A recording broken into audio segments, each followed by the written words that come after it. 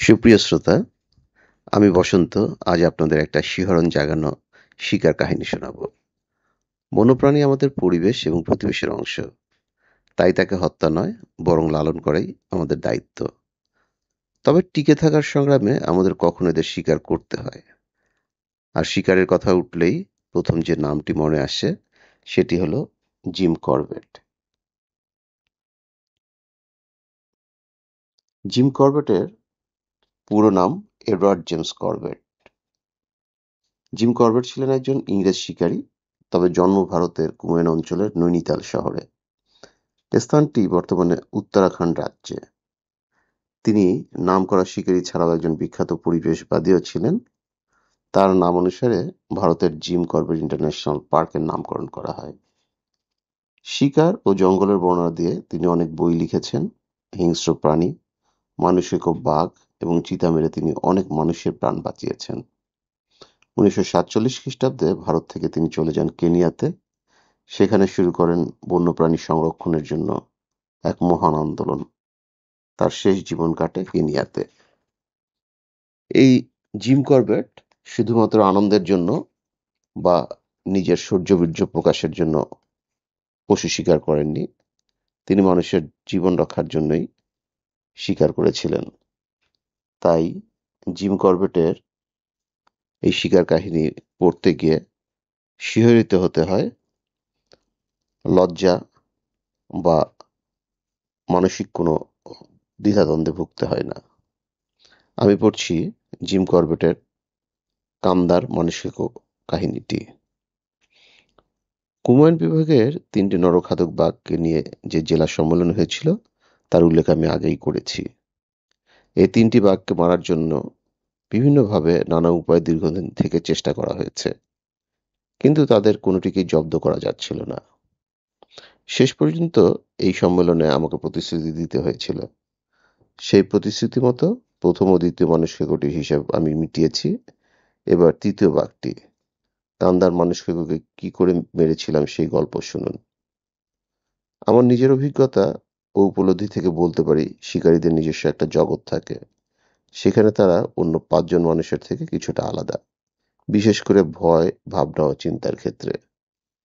এই কথাটা সংস্কার কুসংস্কারের ক্ষেত্রে বোধহয় বেশি করে নজরে পড়ে।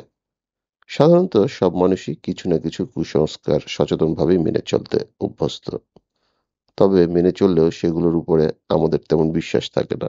উদাহরণ হিসেবে বলা চলে, ১৩ সংখ্যাটা, বিশেষ করে ১৩ জন এক টেবিলে বসা, ডিনারের সময় মদ এগিয়ে দেওয়া কিংবা বইয়ের নিচে দিয়ে হাঁটা, ওই বিশেষগুলো নিয়ে সতর্কবচন আমরা আওড়াই এবং খুবই সহজভাবে মেনেও চলি। তবে শিকারীরা তাদের জগতে যে কিছুটা স্বতন্ত্র তা তো আমি আগেই বলেছি। তারা যেসব কুসংস্কার মেনে চলেন সেগুলোর উপর বিশ্বাসও তাদের অনড়, মান্যতায় কখনো ব্যতিক্রম ঘটে না। আমার এক বন্ধু বাঘ শিকারে বেরোবার সময় সাথে কার্তুজ নেবেন ৫টা, কোনো অবস্থাতেই এর কম বা বেশি হবে না। আরেক বন্ধু, তিনি গোনাগুনিতে ৬০টা কার্তুজ নিয়ে বেরোবেন।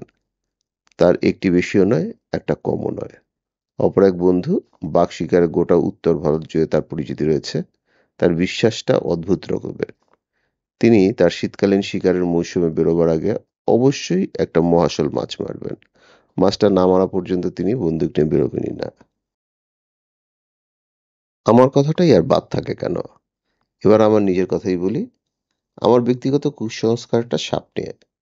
শিকারে যাবার প্রাক্কালে সর্বদর্শনের শুভ বা অশুভ ভাবনা আমার কিছুই থাকে না। আমি যখন কোনো মানুষকে সন্ধান করে ফিরছি, সেই সময় যতক্ষণ পর্যন্ত না একটা সাপ মারতে পারছি ততক্ষণ পর্যন্ত আমার প্রচেষ্টার সাফল্য সম্পর্কে কোনো নিশ্চয়তা থাকে না। আমাদের দৃঢ় বিশ্বাস একটা সাপ মারতে পারবো, তবে বাঘের পেছনে আমার ঘোরাঘুরি সফল হবে। যদি বলেন কেন এই বিশ্বাস আমার বদ্ধমূল হলো, তাহলে তার সঠিক জবাব দিতে পারবো না। তবে যেটুকু বলতে পারবো তা হলো, বহুবার এর নিদর্শন পেয়েই আমার এমনটি হয়েছে। একবারের কথা বলছি, সময়টা ছিল মে মাস। ভয়ঙ্কর ধূর্ত একটা মানুষকে সন্ধান করে ফিরছি তখন আমি। প্রায় প্রতিদিনই সূর্যোদয় থেকে সূর্যাস্ত পর্যন্ত মাইলের পর মাইল ঘুরছি। নানাভাবে আকর্ষণ করার চেষ্টা করছি, কিন্তু জানোয়ারটার হদিশ ধরতে পারছি না কিছুতেই। আমার নিজের এদিক অর্ধ বিধ্বস্ত অবস্থা। কাটা ঝোপে ভরা চড়াই আর উতরাই ভেঙে কাটার খোঁচায় খোঁচায় হাত, হাঁটু, শরীর সবকিছু ক্ষতবিক্ষত।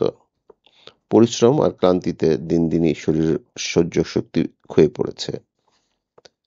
সেদিন মে মাসের 15 তারিখ। সন্ধ্যাবেলা অবসন্ন শরীর টানতে টানতে আমার জঙ্গল বাংলোতে ফিরে এসেছি। ফিরে এসেও বিশ্রাম নেবার অবকাশ পাওয়া গেল না। একদল গ্রামের লোক আমার জন্য অপেক্ষা করছিল। তারা আমাকে খবর দিল সেই দিনই একটা মানুষকে বাঘকে তাদের গ্রামের আশেপাশে ঘোরাঘুরি করতে দেখা গেছে। সেই খবরটা জানাতেই তারা দল বেঁধে আমার কাছে ছুটে এসেছে। খবরটা যে সময় পাওয়া গেল তখন সূর্যের শেষ রশ্মিটুকু পাহাড়ের চূড়ার উপর থেকে উঠি উঠি করছে। তখন আর কিছু করার মতো সময় ছিল না। আমার বাংলোটি যে পাহাড়ের কোলে, তারই একধারে লোকগুলির গ্রাম। অন্ধকারের মধ্যেই তাদের ফিরে যেতে হবে, তাই তাদের লণ্ঠন দিয়ে এগিয়ে দেওয়ার ব্যবস্থা করতে হলো। লোকগুলোকে বলে দিলাম পরদিন সকালেই আমি যাচ্ছি, তারা যেন কেউ গ্রাম থেকে বাহিরে না যায়। গ্রামটা পাহাড়ের এক প্রান্তে, তার উপরে গভীর জঙ্গলে ঘেরা। ফলে জেলার অন্যান্য গ্রামের তুলনায় এই গ্রামের মানুষকে বেশি দৌরাত্ম্য করার সুযোগ হয়েছে। গত কয়েকদিনের মধ্যেই এই গ্রামে বাঘটি দুটি স্ত্রীলোক এবং একটি পুরুষকে মেরে ফেলেছে। আমাকে সেই কারণেই এই বন বাংলোতে এসে ক্যাম্প করতে হয়েছে। পরদিন সকালবেলাতে এই গ্রামে গিয়ে পৌঁছলাম। গোটা গ্রামটা একবার চক্কর দিলাম, যদি টাটকা খাবার কোথাও পাওয়া যায়। যে পথে প্রথমবার ঘুরলাম তার থেকে সিকি মাইল নিচে গিয়ে একবার ঘুরে এলাম। দ্বিতীয়বার চক্কর শেষ করার মুখে এবড়ো থেবড়ো পাথর ঢাকা একটা জায়গা পার হয়ে একটা ছোট নালার কাছে এসে পৌঁছালাম। নালার কিনারার মাটি পরীক্ষা করে হতাশ হলাম। এপার বা ওপারে বাঘটি আছে বা কখনো যাতায়াত করেছে এমন নতুন বা পুরনো কোনো নিশানার চোখে পড়ল না। ঘুরে দাঁড়াতে গেছি এমন সময় গজ 25 দূরে একটা নড়াচড়া চোখে পড়ল। ওখানটায় গোসলের টবের মতো একটা নিচু জায়গায় খানিকটা পানি জমেছিল। চোখে পড়লো তার উপাশে একটা সাপ পানি খাচ্ছে। তার মাথা তোলার সময় আমার চোখ ওদিকে পড়েছে। সাপটা এমন সময় আমার চোখে পড়লো যখন আমি একটা মানুষকে পেছনে হন্যে হয়ে ঘুরে মরছি। গ্রামের পর গ্রাম ঘুরে কেবল হয়রান হচ্ছি আর হতাশা বাড়ছে। এই মুহূর্তে সাপটাকে দেখতে পেয়ে আমি যেন আশার আলো ঝিলিক পেলাম। টান টান হয়ে দাঁড়িয়ে সেটাকে লক্ষ্য করতে লাগলাম। পানি খেতে খেতেই মাঝে মাঝে সাপটা মাটি থেকে 2-3 ফুট মাথা তুলে ফনা মেলে ধরছে। ফনা দেখে বুঝতে পারলাম ওটা একটা শঙ্খচূড় সাপ, কিন্তু সাধারণ শঙ্খচূড়ের মতো ঠিক নয়। এমন অপূর্ব সুন্দর সাপ আমি জীবনে খুব কমই দেখেছি। একসঙ্গে এতগুলো রঙের প্রলেপ দেওয়া কম সাপের দেহেই আছে। একবার আমার মুখোমুখি যখন ফনাটা তুলেছে দেখলাম গলার কাছে গাঢ় কমলা রং। এই রংটা মাটি থেকে যেখানে শরীরটা খাড়া হয়ে উঠেছে সেই পর্যন্ত একইভাবে নেমে গেছে। তারপর থেকে উপরের শরীরের রং সোনালি হলদে, পিঠের রং গাঢ় সবুজ, তার উপর হাতির দাঁতের রঙের ছোপ। লেজের ডগা থেকে শরীরের প্রায় 4 ফুট পর্যন্ত উজ্জ্বল কালো, তার উপর সাদা ছোপ। লম্বায় সাপটা হবে 14 ফুটের মতো। শঙ্খচূড়কে নিয়ে মানুষের ভয় যেমন, তেমনি তাকে নিয়ে অনেক গল্প আছে। স্বভাব হিংস্র এই সাপ সামান্য বাধা পেলেই ভয়ঙ্কর হয়ে ওঠে, ছুটতেও পারে অস্বাভাবিক জোরে। সাপটা থেকে থেকেই যেভাবে আমার দিকে ফনা তুলে ধরছিল দেখে ভয় হচ্ছিল, এই বুঝি তেড়ে আসে। আচমকা তেড়ে এলে পালাতে হবে, কিন্তু চড়াই বা উতরাই ধরে ছুটে সাপের সাথে পেরে ওঠা যাবে না। এবড়ো থেবড়ো পাথরগুলোর উপর দিয়ে যদি ছোটা যায় তাহলেই হয়তো তার সাথে পেরে ওঠা সম্ভব হবে। ফনাটা যখন সম্পূর্ণ বিস্তৃত হচ্ছিল তখন সেটাকে ছোটখাটো একটা প্লেটের মতোই মনে হচ্ছিল। এই ফনা লক্ষ্য করে অনায়াসে একটা গুলি করে সাপটাকে মেরে ফেলা যায়, কিন্তু আমার হাতের রাইফেলটা খুবই জোরালো। তার গুলির শব্দ পাহাড় ছাড়িয়ে যাবে। মানুষকে বাঘটার জন্য দিনের পর দিন উদয়াস্ত পরিশ্রম করে সব নাগালের মধ্যে পেতে চলেছি। সবে এই সময়ে পাহাড় কাঁপানো গুলির শব্দ পেলে বাঘটা আমার সমস্ত প্রচেষ্টা পণ্ড করে দিয়ে হয়তো এই পাহাড় ছেড়ে পালাবে। অনেক কাঠখড় পুড়িয়ে হয়তো এই সুযোগটা আর পাওয়া যাবে না। সাপের ফনাটা আমার দিকে উঁচিয়েই ধরা ছিল। চেরা কালো জিভটা থেকে থেকে মুখে ঢুকে যাচ্ছে আবার বেরিয়ে আসছে। মিনিটখানেক সেভাবে থেকে ফনাটা গুটিয়ে মাথা মাটিতে নামালো সে। তারপর উল্টো দিকে ঢালু জায়গাটার উপর দিয়ে ধীরে ধীরে চলতে শুরু করলো। গুলি করে মারার বাধাটা অগ্রাহ্য করার উপায় নেই, কিন্তু সাপটাকে এভাবে সামনে থেকে চলেও তো দিতে দেয়া যায় না। বিশেষ করে এই সময় যখন আমি মানসিক ওটাকে সন্ধান করে ফিরছি, আমি সাপটার উপরে স্থির দৃষ্টি মেলে ধরলাম। শরীর সামান্য ভেঙে হাতড়ে হাতড়ে পাহাড়ের গা থেকে একটা মুঠি ভরা পাথর হাতে তুলে নিলাম। মন্থর গতিতে চলতে থাকা সাপটা একটা শক্ত মাটির ঢিবির কোণায় গিয়ে পৌঁছেছে। আমি সজোরে হাতের পাথরটা সাপের মাথা লক্ষ্য করে ছুঁড়ে মারলাম। পাথরটা আঘাত করলো ঘাড়ের কাছে। প্রায় ক্রিকেট বলের সাইজের ভারী পাথরটার মোক্ষম আঘাতে সাপটার আর নড়ার ক্ষমতা থাকার কথা নয়। অন্য কোনো সাপ হলে নিশ্চয়ই থেতলে অক্কা পেত, কিন্তু এই সাপটার তেমন কিছু তো হলোই না। উল্টো বিদ্যুতের মতো পাক খেয়ে আমার দিকে ঘুরে তেড়ে এলো। দ্বিতীয় পাথরটা ভাগ্যক্রমে সাথে সাথেই হাতের নাগালে রেখেছিলাম। আমার আর ওর মাঝের দূরত্বের আধা দিয়ে এগিয়ে আসার সাথে সাথেই দ্বিতীয় পাথরটা গায়ের সমস্ত জোর একত্রিত করে ছুড়ে দিলাম। এবারে সরাসরি গলায় আঘাতটা লাগলো, সাথে সাথেই সব শেষ। এতক্ষণে আমার বুক ভরা আশা ফিরে এলো। আমি পূর্ণ আনন্দ নিয়ে গ্রাম ঘিরে আমার দ্বিতীয় চক্করটা সম্পূর্ণ করলাম। এবারেও ঘটনা একই রকম হলো। বাঘটার কোনো নিশানাই পাওয়া গেল না, কিন্তু তাহলেও আমার মনে ফুর্তির অভাব ছিল না। মনে মনে বিশ্বাস ফিরে পেয়েছি, এবার আমার সাথে তার ঠিক মোকাবেলা হবে। সাপটাকে যখন মারতে পেরেছি। আর হয়েছিল তাই, তার আগেও অনেকবারই এরকম হয়েছে। ছোট গ্রামটির চারিদিক ঘিরেই গভীর জঙ্গল। গ্রামের লোকসংখ্যার ১০০-র কাছাকাছি হবে। মানুষের ভয়ে প্রত্যেকটা মানুষ কুঁকড়ে আছে। গাছের কি ঝোপের ছায়া দেখে তারা বাঘের ভয়ে আঁতকে ওঠে। পরদিন আবার গ্রামের চারপাশের জঙ্গলটা ঘুরলাম। গোটা দিনটা এই করেই কাটলো। সন্ধ্যার দিকে যখন ফিরে আসছি গ্রাম থেকে কিছুটা দূরে, চষা জমির প্রান্তে এসে যা খুঁজে ফিরছিলাম তা পেয়ে গেলাম। টাটকা বাঘের থাবার ছাপ ক্ষেতের প্রান্ত ঘেঁষে জঙ্গলের দিকে এগিয়ে গেছে। সন্ধ্যা নামতে বাকি নেই, তাই গ্রামবাসীদের আশ্বস্ত করে আমার ৪ মাইল দূরের বাংলোর দিকে রওনা হলাম। সেই ঘনায়মান সন্ধ্যায় একটা মানুষকে উপদ্রুত অঞ্চলের জঙ্গলের পথে আমি সম্পূর্ণ একা। শিকারীর জীবনে যাদের অভিজ্ঞতা আছে তারা বুঝতে পারবেন এই নিঃসঙ্গ চলার সময় মানসিক অবস্থা কিরকম দাঁড়ায়। মানসিকর ভয় রয়েছে এমন জঙ্গলের নির্জন পথে চলার সময় কতগুলো নিয়ম কঠোরভাবে মেনে চলতে হয়। শিকারী যদি সজাগ সচেতন হন, তার মনে রাখেন যাকে তিনি খুঁজতে বেরিয়েছেন সেই নিঃশব্দে লক্ষ্যে থেকে তাকে অনুসরণ করে চলেছে, তাহলে আপনা থেকেই তার ইন্দ্রিয়গুলো সজাগ হয়ে ওঠে। সেই অবস্থায় তাকে জঙ্গলের নিয়মগুলো মেনে চলবার জন্য চেষ্টা করতে হয় না। তার সজাগ ইন্দ্রিয়ই তাকে এই নিয়মগুলো শিখিয়ে দিতে থাকে। তা না হলে মানসিকর হাতে যে কোনো মুহূর্তেই প্রাণটা চলে যেতে পারে। জানি অনেকেই বলবেন, এতই যখন ঝুঁকি তখন মানসিকর জঙ্গলে একা কেন আমি চলতে যাই, বিশেষ করে যখন সাথে নেবার মতো লোকজন আমার ক্যাম্পে রয়েছে। এটা খুবই স্বাভাবিক প্রশ্ন, তাতে কোনো সন্দেহ নেই। এর উত্তর আমার পক্ষে বলার মতো কথা হলো যে, বিশেষ বিশেষ কারণেই জঙ্গলে আমাকে একা চলবার ঝুঁকিটা নিতে হয়। প্রথমত, সাথে লোকজন থাকলে স্বভাবতই সাবধানতায় শৈথল্য এসে পড়ে। তাছাড়া নির্ভরতার দিক থেকেও লোকজনের উপর অনেকটাই নির্ভরশীল হয়ে পড়তে হয়।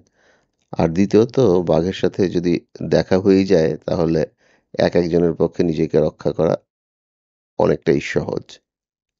বাড়তি বিপদের ভয়টা থাকে না। পরদিন সকালে গ্রামে ঢোকার আগেই সুখবরটা পেয়ে গেলাম। একদল লোক গ্রামের আগেই খবরটা দেবার জন্য আমার জন্য অপেক্ষা করেছিল। গ্রামের মধ্যেই একটা মহিষ মারা পড়েছে। বাঘটা মহিষটাকে মেরে ঢিবি মতন উঁচু একটা জায়গায় টেনে নিয়ে হেঁচড়ে চলে গেছে। সহজেই নিশানা ধরে অনুসরণ করা গেল। পাহাড়ের উত্তর দিকের গভীর জঙ্গল ঢাকা একটা উপত্যকা পর্যন্ত নেমে গেছে বাঘটা, সোজা খাড়াই ধরে। ঢিবির উপরের একটা পাথরের উপরে দাঁড়িয়ে উপত্যকাটা খুঁটিয়ে দেখলাম। যে খাড়াই পথ ধরে বাঘটা পাহাড় বেয়ে নেমে গেছে, সেদিক দিয়ে যাওয়া ঠিক হবে বলে মনে হলো না। উপত্যকাটায় ঢুকতে হবে পুরো রাস্তাটা ঘুরে নিচের দিক দিয়ে। মরিটা ওখানেই খুঁজে পাওয়া যাবে বলে ধারণা হলো আমার। পুরো পথটা ঘুরে উপত্যকায় পৌঁছতে অনেক সময় লেগে গেল। দুপুরের সূর্য মাথার উপর উঠে এসেছে তখন। উপরের পাথরটার উপরে দাঁড়িয়ে এই উপত্যকাটার সম্বন্ধে কিছুটা ধারণা করতে পেরেছিলাম। একটা জায়গায় 100 গজের মতো সমতলের পরেই উপত্যকাটা খাড়া পাহাড়ের গায়ে প্রায় 300 গজ উঠে গেছে। আমার ধারণা হলো ওই সমতল জমিটার উপরের দিকেই ঝোপঝাড়ের ভিতরে কোথাও মড়িটা লুকিয়ে রাখা হয়েছে। ভাগ্য ভালো থাকলে বাঘটাকে মড়ির কাছেই পেয়ে যেতে পারি। আমাকে ওদিকটায় যেতে হবে ছোট ছোট বাঁশবন আর ঘন কাটা ঝোপের মধ্যে দিয়ে পথ করে। রীতিমতো দুর্গম পথ, কিন্তু কোনোরকম ইতস্তত না করেই আমি পাহাড়ের গা বাইতে শুরু করলাম। ঠিক জায়গা মতো এসে পৌঁছাতে পৌঁছাতে ঘেমে একেবারে নিয়ে ওঠার মতো অবস্থা হলো আমার। হাতের তেলো পর্যন্ত বিপজ্জনকভাবে ঘেমে গেছে। এই অবস্থায় হঠাৎ করে যদি বন্দুক চালানোর দরকার হয়ে পড়ে, আর আমি যার পেছনে অনুসরণ করে এসেছি, আমাকে যে কোনো মুহূর্তে সেই অবস্থায় পড়তেই হতে পারে। খুবই আতান্তরে পড়ে যেতে হবে তখন। শরীরের ঘামটা খানিকটা মেরে নেবার উদ্দেশ্যে সিগারেট ধরালাম। যেখানে পাথরের উপর বসে আছি তার সামনেটায় বড় বড় পাথর ছড়ানো, তার মধ্য দিয়ে এগিয়ে চলেছে একটা ছোট ঝর্ণাধারা। পাথরের খাঁজে জায়গায় জায়গায় ঝর্ণার স্বচ্ছ পানি জমে আছে। বর্ষার এই ধারা যে বেগবতী হয়ে ওঠে তার প্রমাণ পাথরগুলো। পানির বেগে পাথরগুলোর গায়ে একেবারে মসৃণ। আমার পায়ের পাতলা রবার সেলের জুতা এই রকম পাথরের উপর দিয়ে চলবার জন্যই তৈরি। খানিকটা বিশ্রাম নেবার পর পাথরগুলো ছড়িয়ে কিছুটা এগিয়ে যাবার পর আমার মরির প্রত্যাশা পূর্ণ হলো। দেখলাম একটা ফার্নে ঢাকা পাথরের উপরে পড়ে আছে। গজ 25 এগিয়ে সেই জায়গাটা, যেখান থেকে পাহাড়টা খাড়া বেয়ে উঠে দাঁড়িয়েছে। আশা করেছিলাম মনিটার আশেপাশেই বাঘটাকে ঘুমন্ত অবস্থায় পেতে পারি। কিন্তু আতিপাতি করে খুঁজেও কোথাও তাকে দেখতে পেলাম না। কিন্তু আরো ভালোভাবে না দেখে ঠিক নিশ্চিত হওয়া যাচ্ছে না। আমি সন্তর্পণে মরিটার কাছাকাছি এগিয়ে গেলাম। একটা উঁচু সমতল পাথরের উপর উঠে দাঁড়ালাম। এখান থেকে আশেপাশের জমি ভালোভাবেই দেখে নেওয়া যাবে। আমি স্থিরভাবে তাকিয়ে দাঁড়িয়ে আস্তে আস্তে করে ঝোপঝাড়ের গায়ে তীক্ষ্ণ দৃষ্টি বোলাতে লাগলাম। এতটা সময় বেশ নিরুদ্বিগ্নই ছিলাম। সহসা কি হলো, একটা বিপদের আভাস মনকে হঠাৎ করে উদ্বিগ্ন করে তুলল। মনে হতে লাগলো আমি দেখতে পাচ্ছি না বটে, বাঘটা খুব কাছাকাছি আমাকে নিবিড়ভাবে লক্ষ্য করে চলেছে। মনে হয় কেবল মানুষ নয়, সব প্রাণীর অনুভূতি এমনই স্পর্শকাতর যে আপনা থেকেই সেখানে আসন্ন বিপদের আভাস জেগে ওঠে। এই রীতিতেই সম্ভবত আমি যে বিপদের আভাস পেয়ে গেলাম, একই আভাস পেয়ে বাঘটার ঘুমও ভেঙে গেছে। আমার সামনেই বাদিকে 15 থেকে 20 ফুটের মধ্যেই এক ফালি সমতল জমির উপরে ঘন ঝোপঝাড়। ওখান থেকে মরিটার দূরত্ব প্রায় একই। সমতল পাথরটার উপর দাঁড়িয়ে আমি যখন তীক্ষ্ণ নজরে সেই ঝোপটাকে দেখছি, ঠিক সেই সময় ঝোপের মাথার দিকে সামান্য দুলে উঠল। পর মুহূর্তেই বাঘটাকে চোখে পড়ল আমার। খুব দ্রুত পা ফেলে সে পাহাড়ের গা বেয়ে উঠে চলেছে। আমি রাইফেল তুলে তাক করার অবকাশ পেলাম না। বাঘটা লতায় জড়ানো বড় গাছের আড়ালে চলে গেল। হতভম্ব হয়ে তাকিয়ে রইলাম, আর অপেক্ষা করতে লাগলাম কখন আবার তাকে দেখতে পাবো। প্রায় 60 গজ তফাতে বাঘটা যখন একটা বড় পাথরের উপর লাফিয়ে উঠতে যাচ্ছে, দ্বিতীয়বারের মতো তখন আমার তাকে নজরে পড়ল। এবার প্রস্তুত হয়েছিলাম। আমার গুলি বাঘটাকে বিদ্ধ করলো। বাঘটা পেছন দিকে উল্টে পড়ে গেল, কিন্তু পর মুহূর্তে গর্জন করতে করতে পাহাড় থেকে নিচে নেমে আসতে লাগলো। তার পা আর শরীরের ধাক্কায় স্রোতের মতো পাহাড়ের গা বেয়ে পড়তে লাগলো। আমার মনে হলো বাঘটার পিঠ ভেঙে গেছে, তার পক্ষে আর উঠে দাঁড়ানো অসম্ভব। কিন্তু সেটা গড়িয়ে যদি পায়ের কাছে এসে পড়ে, মরিয়া হয়ে আমাকে আক্রমণ করে বসতে পারে। সেই অতর্কিত আক্রমণ কি করে মোকাবেলা করব তা নিয়ে ভাবনা দেখা দিল আমার।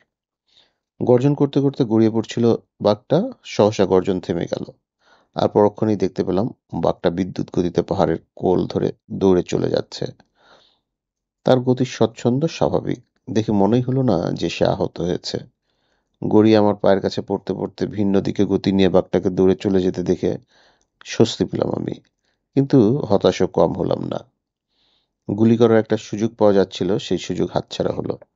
পালাবার সময় গুলি করবার মতো অবস্থায় দেখা সম্ভব হয়নি। এক ঝলক মাত্র চোখে পড়েছে, বাঁশঝাড়ের ভেতর দিয়ে উপরের উপত্যকায় অদৃশ্য হয়ে গেল। পরে দেখেছিলাম আমার গুলিতে বাঘটার বাঁ হাঁটুর উপরের হাড় উড়ে গেছে। হাঁটুতে লেগে বুলেটটা সামনের পাথরে গিয়ে লাগে। সেখান থেকে প্রতিহত হয়ে দ্বিতীয়বার তাকে চোয়ালের মধ্যে প্রচণ্ড আঘাত করে। পরপর আঘাতগুলি বাঘটার শরীর থেকে রক্ত ঝরিয়েছিল ঠিকই, কিন্তু এর কোনোটাই তার প্রাণ সংশয় হবার মতো ছিল না।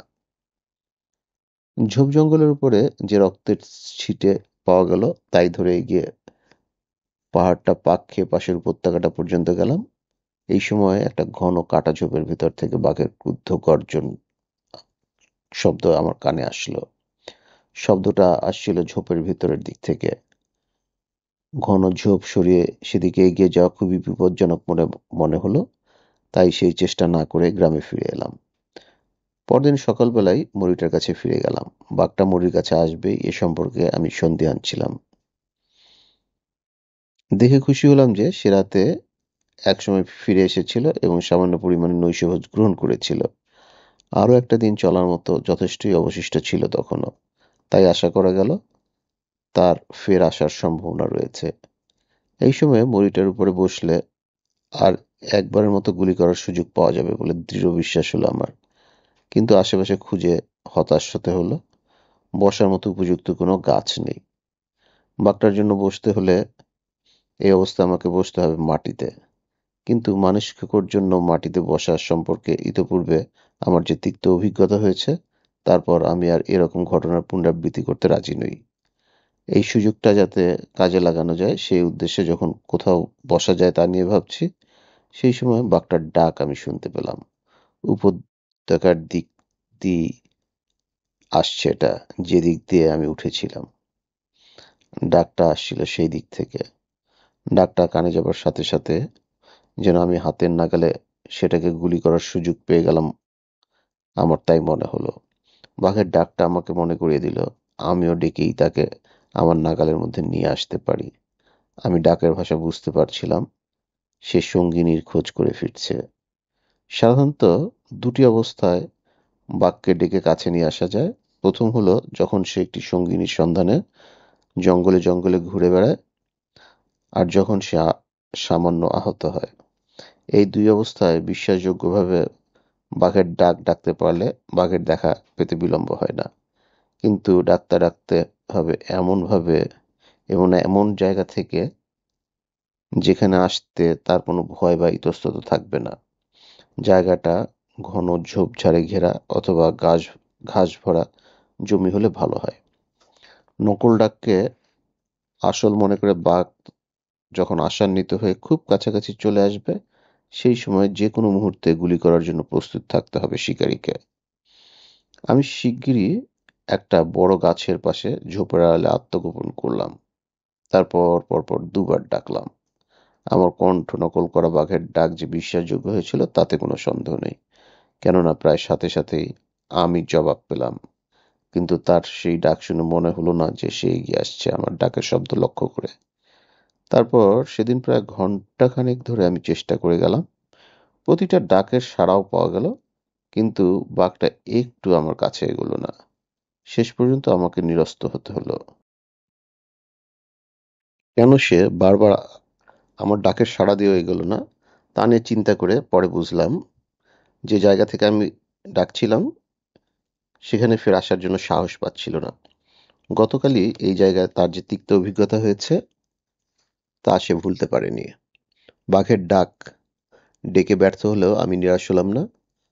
মরিটার উপর বসার জন্য শেষ পর্যন্ত একটা গাছ আমি বেছে নিলাম। গাছটা নালার দেয়ালের মতো একটা খাড়া পাহাড়ের উপর, একেবারে শেষ প্রান্তে। 30 ফুট গভীর নালাটার সরাসরি উপরে এই গাছটার মাটি থেকে 8 ফুট উঁচু একটা ডালে বসতে হলো আমাকে।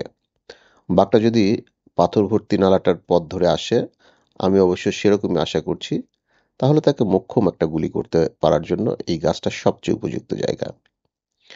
মন মতো একটা জায়গা ব্যবস্থা করতে পেরে নিশ্চিন্ত হলাম।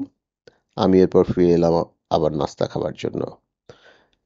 বিকেলে 4টার মধ্যেই আমি গাছের ডালটাতে উঠে বসলাম। ফিরে যাবার আগে আমার সাথে আসা লোকজনদের পরদিন সকালের জন্য কাজের নির্দেশ দিয়ে দিলাম। তাদের জানালাম সূর্যোদয়ের সাথে সাথে যেন তারা ঢিবিটার কাছে চলে আসে আর আমার উদ্দেশ্যে কু শব্দ করে। আমি তাদের চিতার ডাককে আমার উত্তর জানাবো। যদি আমার দিক থেকে কোনো উত্তর না পায় তাহলে যেন গ্রামবাসীদের যতজনকে পারে সাথে নিয়ে উপত্যকার দুদিক ধরে চিৎকার করতে করতে আর ঢিল ছুটতে ছুটতে নেমে আসে। আমার দীর্ঘ জঙ্গলের জীবনে অসংখ্য রাত গাছের উপর কাটাতে হয়েছে। ফলে গাছের ডালে যে কোনো ভঙ্গিতে ঘুমাবার কায়দাটা আমার বেশ ভালোভাবেই রপ্ত করা হয়েছিল। বিকেল 4টা থেকে সন্ধ্যা নেমে আসার আগ পর্যন্ত তাই গাছের ডালে দিব্যি একটা হালকা ঘুম হয়ে গেল আমার। দিনের শেষে সূর্য যখন শেষবারের মতো পাহাড়ের চূড়োগুলোর উপরে তার রশ্মি বুলিয়ে নিচ্ছে, সেই সময় একটা হনুমানের ডাকে আমি সজাগ হয়ে গেলাম। স্পষ্ট বিপদ সংকেত। শব্দ লক্ষ্য করে হনুমানটাকে দেখতে পেলাম। উপত্যকার ওদিকে একটা গাছের মগডালে বসে সে আমার দিকেই তাকিয়ে আছে। আমাকে দেখেই সে ভয় পেয়ে সংকেতটা করেছে বুঝতে পারলাম। বোধহয় আমাকে চিতা বলে তার মনে হয়েছে। কিছু সময় পর পর তার বিপদ সংকেতের ডাক শোনা গেল। তারপর অন্ধকার নেমে আসার সাথে সাথে সেই শব্দ থেমে গেল। চোখ আর কান সজাগ করে সতর্ক রেখে সেই গাছের উপরে আমার সময় কেটে যেতে লাগলো। চারপাশ তখন গভীর অন্ধকার আর নিবিড় নিস্তব্ধতা। কেবল আশেপাশে দু একটা ঘাস পোকার রিনরিন শব্দ ছাড়া আর কোনো দিকে কিছু শোনা যাচ্ছে না। বেশ কয়েক ঘন্টা সময় পার হয়ে গেল। একসময় উপর থেকে একটা পাথর গড়িয়ে আসার শব্দ পেলাম। পাথরটা এসে আমার গাছের কাছেই লাগলো। প্রায় সাথে সাথেই ভারী কোনো জানোয়ারের চলার খসখস শব্দ কানে এলো। বুঝতে পারলাম বাঘটা এসে গেছে এবং উপত্যকার উপর দিকে না উঠে এদিকেই উঠে আসছে। কয়েক মুহূর্তের মধ্যেই আমার পেছনেই বাঘটার চাপা গলার গভীর ক্রুদ্ধ গর্জন শুনতে পেলাম। স্পষ্টই বুঝতে পারলাম আমি তার চোখে ধরা পড়ে গেছি। নিশ্চয়ই আমি যখন গাছে উঠেছি সেই সময় সে পাহাড়ের উপর থেকে আমাকে লক্ষ্য করেছে। হনুমানের ডাকটাকে বুঝতে আমি ভুল করেছিলাম। আমার ধারণা হয়েছিল আমাকে দেখে হনুমানটা ডাকছে। এখন বুঝতে পারলাম বাঘটাকেই সে দেখতে পেয়েছিল আর তার জন্যই হুঁশিয়ারি ডেকে ডেকে উঠেছিল। এমন একটা পরিস্থিতি যে দাঁড়াবে তা আমার ধারণায় ছিল না। আমি গাছের ডালে মুখ করে বসে আছি সেই দিকে যেদিক থেকে বাঘটা আসবে বলে আমি আশা করে আছি। এখন সে এসেছে কিন্তু সম্পূর্ণ বিপরীত দিক থেকে। এই মুহূর্তে সে দাঁড়িয়ে আছে নিচে আমার ঠিক পেছন দিকে। দিনের বেলা গাছের ডালটাকে বসার জন্য যতই ভালো জায়গা মনে হোক না কেন, এখন এই অন্ধকারে সেটার উপর নড়াচড়া প্রায় প্রায় অসম্ভব হয়ে উঠল। বাঘটাকে তাড়াবার জন্য এখন আমি সহজেই শূন্যে রাইফেল ছুড়তে পারি, কিন্তু তাতে হিতে বিপরীত হবার সম্ভাবনাই বেশি। এই পরিস্থিতিতে বাঘ ঝাঁপিয়ে পড়ে শিকারীকে আক্রমণ করেছে এমন ঘটনা আগে আমি নিজেই দেখেছি অনেক।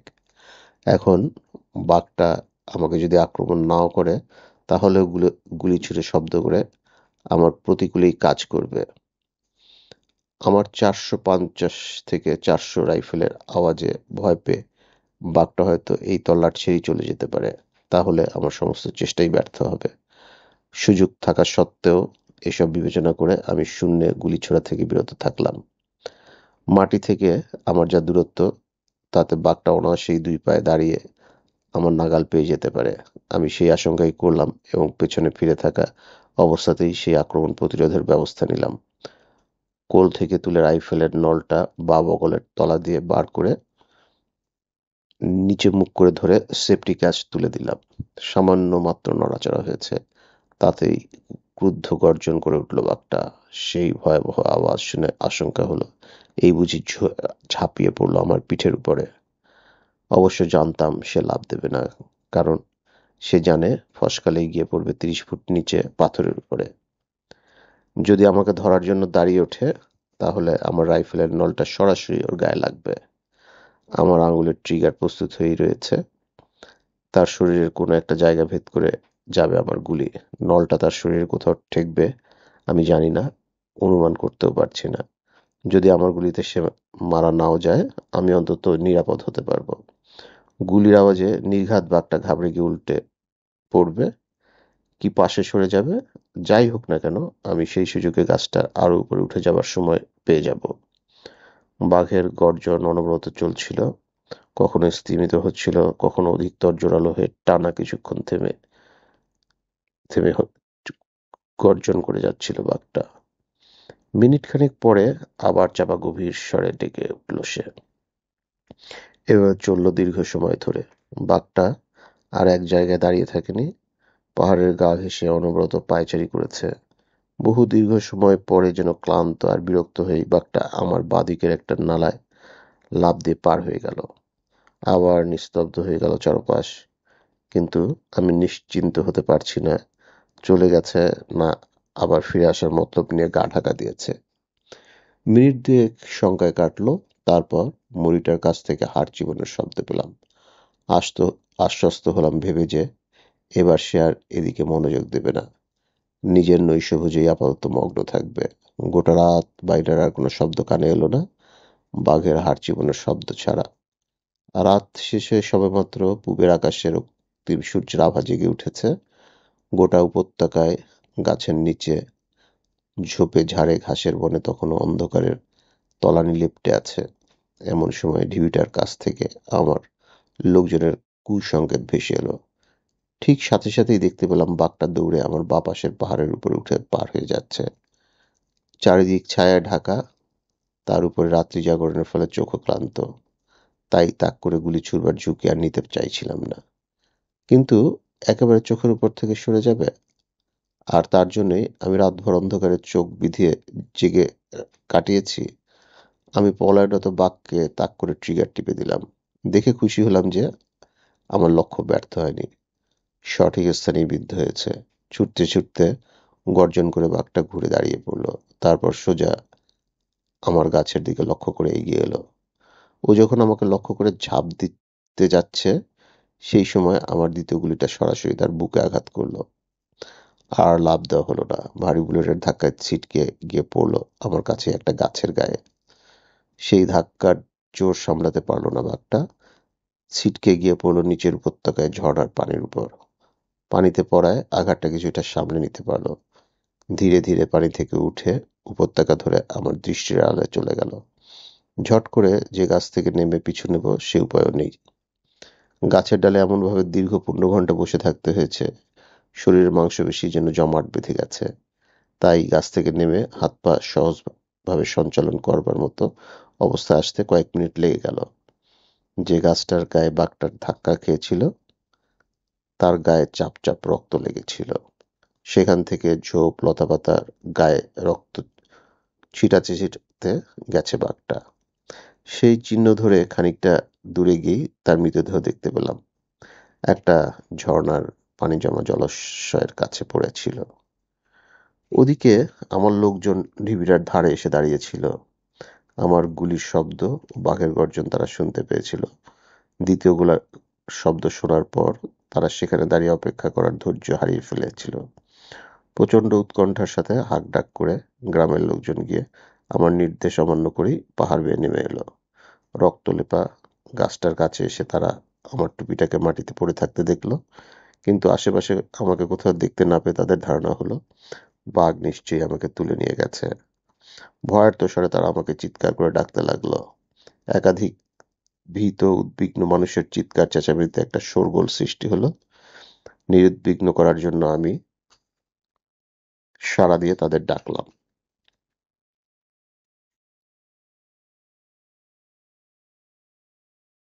একদল মানুষ সাথে সাথে উপত্যকার গা ধরে লম্বা পায়ে দৌড়াতে দৌড়াতে আমার কাছে এসে থমকে দাঁড়ালো।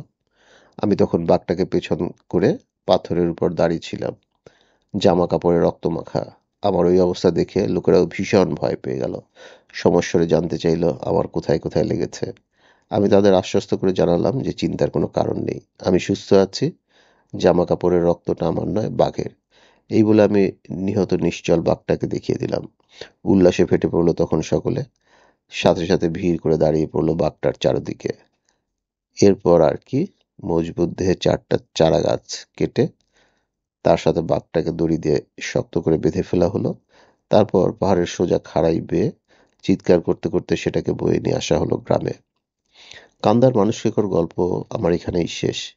কিন্তু যে কথাটি না বললে এই অভিযান কাহিনী শেষ করা হবে না, এবারে আপনাদের তাই শোনাবো। দীর্ঘদিন ধরে যে অঞ্চলে কোনো মানুষকে দৌরাত্ম্য চলতে চলতে সেখানে মানুষের জীবনযাত্রা স্বাভাবিকতা বলতে কিছু থাকে না, বাঘের ভয়ে মানুষ ঘরের বাইরে আসতেই ভয় পায়।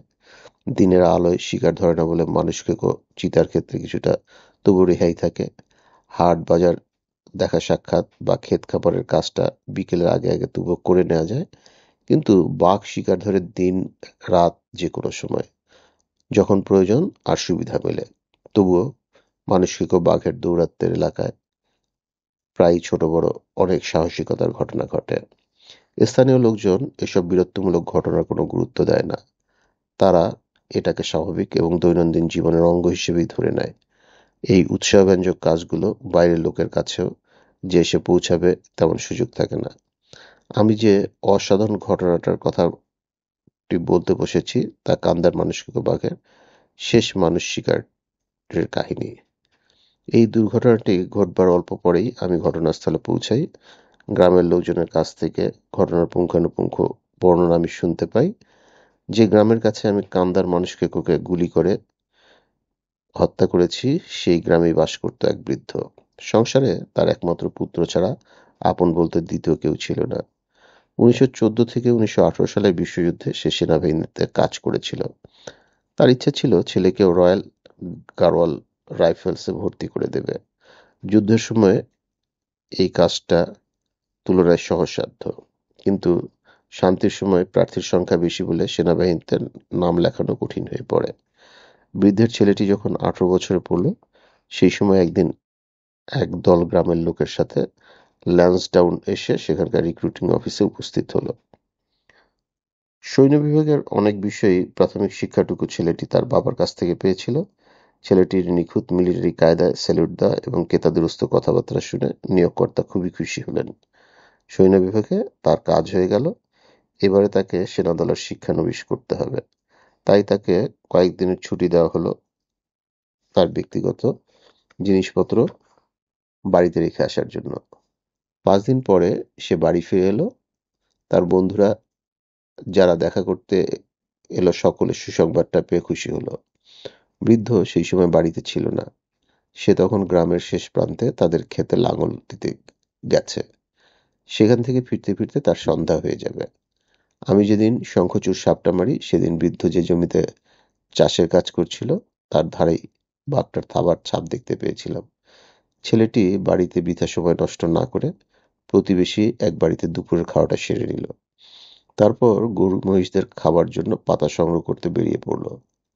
একই কাজের জন্য গ্রামের অন্য 20 জন লোকের একটা দল পাহাড়ে যাচ্ছিল। বৃদ্ধ ছেলেটি তাদেরই সঙ্গী হলো। গ্রামটা ছোট আর পাহাড় চূড়ার এক প্রান্তে। চারদিক থেকেই জঙ্গলে ঘেরা। গ্রামের মেয়েরা দল বেঁধে এই জঙ্গল থেকে তাদের গরু মহিষের জন্য ঘাস কেটে নিয়ে যেত। এই ঘাস কাটবার সময় 2টি স্ত্রী লোক বাঘটির হাতে মারা পড়েছিল। ফলে বাঘের ভয়ে ঘাসের জঙ্গলে আর কেউ যেত না। আশেপাশের গাছগুলো থেকে পাতা কেটে এনেই কয়েক মাস ধরে গরু মহিষের খাদ্যের সংস্থান হচ্ছিল। গ্রামের কাছাকাছি গাছগুলো থেকেই পাতা কেটে আনা শুরু হয়েছিল। আর যতই দিন গড়িয়েছে লোকজনের পাতা কাটার জন্য ক্রমে ক্রমে দূরে যেতে হচ্ছে। বৃদ্ধের ছেলেটি যে দলটির সাথে বেরিয়েছিল তারা সেদিন চষা জমি পার হয়ে পাহাড়ের উৎরাই নেমে একটা উপত্যকায় চলে এসেছিল। প্রায় 8 মাইল বিস্তৃত এই উপত্যকাটি ঘন জঙ্গলের মধ্যে দিয়ে এগিয়ে রামগঙ্গা নদীর সাথে মিশেছে। উপত্যকার মাথার দিকে এক জায়গায় অনেক বড় বড় গাছ আর জমিটাও সমতল। 20-21 জনের দলটা এখান পর্যন্ত এসে যে যার মতো পছন্দ করা গাছে উঠে পড়ল। তারপর প্রয়োজন মতো পাতা কাটা হয়ে গেল। সেগুলো নিয়ে 2-3 জন করে গ্রামে ফিরে যেতে লাগলো। পাতা কাটার জন্য গাছে উঠে গ্রামের লোকেরা নিজেদের মধ্যে কথা বলে চেঁচিয়ে, পাতার বোঝা নিয়ে গ্রামে ফিরবার সময় তারা চেঁচিয়ে কথা বলে গান করে। এই কাজটা তারা করে মানুষকে কোটাকে ভয় পাইয়ে দূরে সরিয়ে রাখার জন্য আর নিজেদের সাহস বাড়াবার জন্য। সেই দিন লোকগুলো যখন গাছের উপরে নিজেদের মধ্যে চেঁচিয়ে কথা বলছিল আর 3-4 জন করে দল বেঁধে কথা বলতে বলতে গ্রামে ফিরে যাচ্ছিল, সেই সময় উপত্যকার আনুমানিক 1/2 মাইল দূরেই ঘন ঝোপের আড়ালে মানুষকে গুটি শুয়েছিল। দিন 4 আগে এই ঝোপটাতেই বাঘটা একটা সম্বর মেরেছিল। এখন লোকজনের কথা বলা আর গানের শব্দ শুনতে পেয়ে সে উঠে দাঁড়ালো। তারপর তখনও পর্যন্ত যারা গাছের পাতা কাটছিল আর নিজেদের মধ্যে কথাবার্তা বলছিল, সেই শব্দ লক্ষ্য করে একটা পশু চলার পথ ধরে এগিয়ে চলল। বৃদ্ধের ছেলেটি একাই উঠেছিল একটা কাঞ্চন গাছে। এই গাছের প্রায় 20 গজ নিচ দিয়ে গেছে পথটি। এই পথটি আর গাছের মধ্যবর্তী জায়গায় একটা ছোট নালা। গাছের উপরের ডালগুলো এই নালার উপরে ঝুঁকেছিল, আর গাছটার বরাবর নিচের নালাটির উপরে শুয়েছিল দুটো বিশাল পাথর।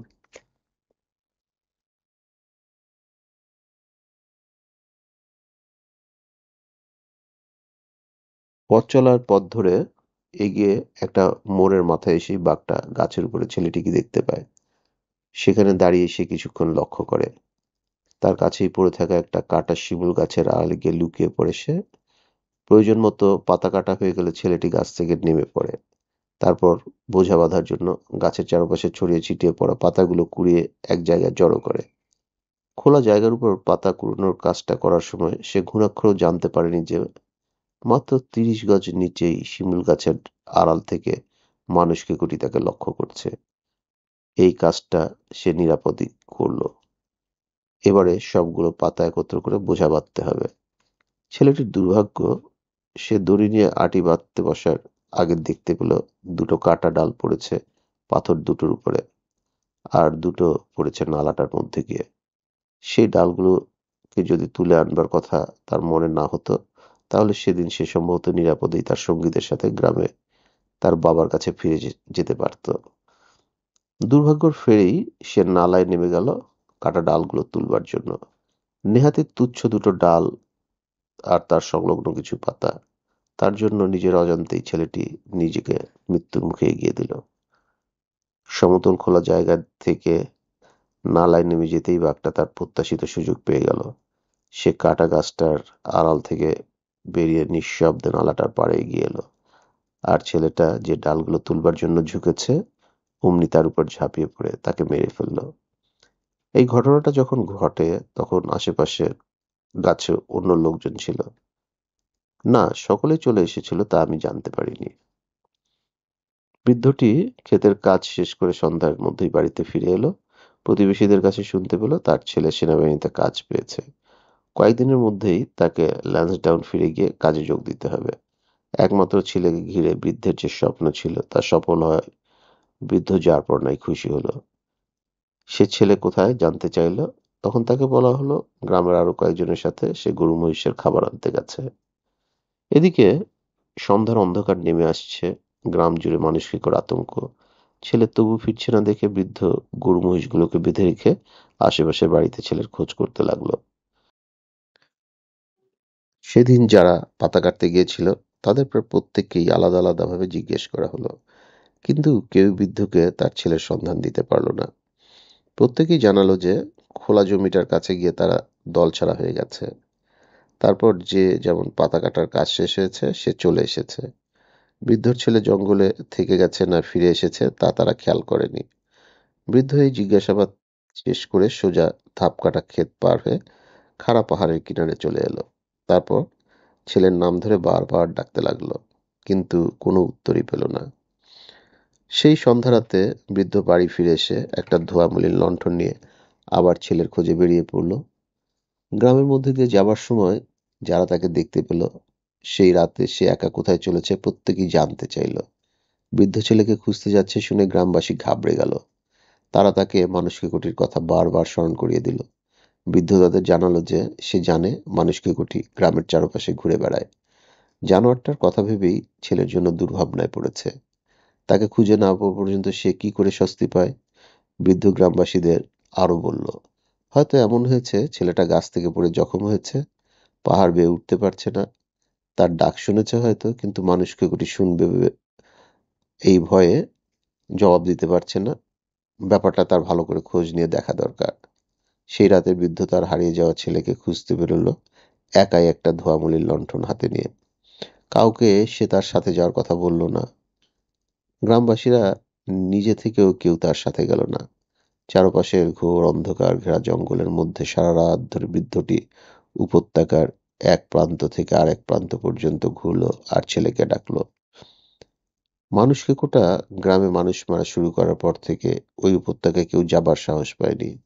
সেটা দিনের বেলায় হোক কি সন্ধ্যার অন্ধকার এবং রাত ভরা, সেখানে একা থাকার কথা তো কেউ ভাবতেই পারে না। আমি পরে যখন তদন্তে নেমেছিলাম তখন দেখেছিলাম বৃদ্ধ সেই রাতে অন্তত বার চারেক সেই পথ চলার পথ ধরে যাওয়া আসা করেছে। বাঘটা যেখানে বসে তার ছেলেকে খাচ্ছিল তার 10 ফুটের মধ্যে দিয়ে সে চলাচল করেছে। ভোরের আলো ফোটার আগে পর্যন্ত বৃদ্ধ একইভাবে ছেলেকে নাম ধরে ডেকেছে আর উপত্যকায় ঘুরেছে। সকালের দিকে ক্লান্ত হয়ে পাহাড়ের গা বেয়ে কিছুটা উঠে একটা পাথরের উপর বসেছিল সে বিশ্রাম নেবার জন্য। সূর্যের আলো ফুটলে সেই উঁচু জায়গাটা থেকে নালার ভেতরে বৃদ্ধের চোখ পড়ে। সে দেখতে পেল বিশাল পাথর দুটোর উপরে আলো পড়ে কি যেন চকচক করছে। হতভাগ্য পিতা সেখানে নেমে গেল আর দেখতে পেল তার ছেলের মৃতদেহ। বাঘটি থাবার পর থাবা দিয়ে সেটিকে ক্ষতবিক্ষত করেছে এবং অবশেষে কিছু অংশ তার তখনও পড়েছিল। সেই দেহাবশেষ বৃদ্ধ গ্রামে নিয়ে এলো। তারপর বন্ধুদের সাহায্যে মণ্ডল নদীর শ্মশানে নিয়ে গিয়ে সৎকারের কাজ সম্পূর্ণ করল। একটা মানসিকর সন্ত্রাসের এলাকায় কোনো অস্ত্র সাথে নেই। ওই অবস্থায় সূর্যাস্ত থেকে সূর্যোদয় পর্যন্ত গভীর জঙ্গলের মধ্যে এই বৃদ্ধ যেভাবে ঘুরে বেড়িয়েছে তার এই কাজকে কেবল অসম সাহসিক বললে খুবই কম বলা হয়। অথচ কত বড় একটা সাহসের কাজ করলো সে, এই ব্যাপারে বৃদ্ধ একেবারেই সচেতন নয়। যা হোক, মানসিকতার ছবি তোলার সময় আমি সেই বৃদ্ধকে আমার পাশে ডেকে নিয়েছিলাম। সেই সময়ে সে আমার দিকে তাকিয়ে শান্ত ধীর গলায় বলেছিল, সাহেব, আপনি আমার ছেলের মৃত্যুর প্রতিশোধ নিয়েছেন। আমার আর কোনো দুঃখ নেই। আমি কুমায়ুনের জেলা অফিসারদের এবং পরে গাড়োয়ালের জনসাধারণকে যে 3টি মানুষকে মারার চেষ্টা করার প্রতিশ্রুতি দিয়েছিলাম, এটাই তার মধ্যে শেষটা। সুপ্রিয় শ্রোতা, আপনাদের ভালোবাসায় আমরা অনেকটা পথ পেরিয়ে এসেছি। এর মাঝে আমাদের কিছু অদ্ভুত এবং শিহরণ জাগানো অভিজ্ঞতা হয়েছে। আমাদের কিছু শ্রোতা তাদের নিজেদের কিছু অভিজ্ঞতার কথা আমাদের সাথে ভাগাভাগি করতে চেয়েছেন। তারা তাদের কিছু অশরীরী অভিজ্ঞতার কথা আমাদের লিখে জানিয়েছেন। আমাদের সাথে চেয়েছেন যেন আমাদের শ্রোতারা তাদের সেই অভিজ্ঞতাগুলোর স্বাদ পাক। আমরা এই ধরনের যে কোনো অভিজ্ঞতা, যে কোনো ব্যক্তিগত পছন্দ অপছন্দ মূল্যায়ন করে থাকি। আপনারা আমাদের লিখুন। আপনারা যদি আমাদের চ্যানেলের উপযোগী কোনো অভিজ্ঞতার কথা আমাদেরকে লিখে পাঠাতে পারেন, নিশ্চয়ই আমরা তা পড়ে শোনাবো। আর এমনও হতে পারে যে আপনারা আমাদের কাছে সম্পূর্ণ রেকর্ড করে পাঠালেন, আমরা দরকার পড়লে সেটাও প্রচার করব। ধন্যবাদ আমাদের সাথে থাকার জন্য। অসংখ্য ধন্যবাদ আপনাদের এই আগ্রহ, এই উৎসাহ উদ্দীপনার জন্য। আমরা সবসময় আপনাদের সাথে আছি। আপনাদের ভালো লাগাগুলোকে আমরা সবসময় যত্ন সহকারে লালন করি। ভালো থাকবেন সবসময়।